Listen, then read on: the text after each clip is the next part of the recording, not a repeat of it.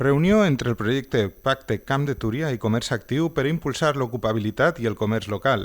Este projecte està financiat per CVA Labora i el Ministeri de Treball i Economia Social i participen els sindicats UGT i Comissions Obreres, així com la CEF, Confederació Empresarial de la Comunitat Valenciana.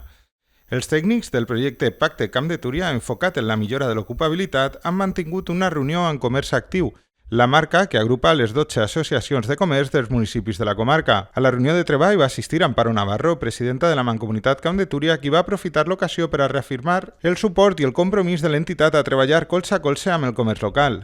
L'objectiu de la reunió va ser conèixer de primera mà les necessitats del sector comercial de la comarca, així com preparar les pròximes accions de difusió que es duran a terme gràcies a les subvencions rebudes per la Generalitat i AFIC. Durant la sessió es van proposar diverses accions de difusió i es va organitzar el treball conjunt entre els tècnics del projecte Pacte i les associacions de comerç actiu.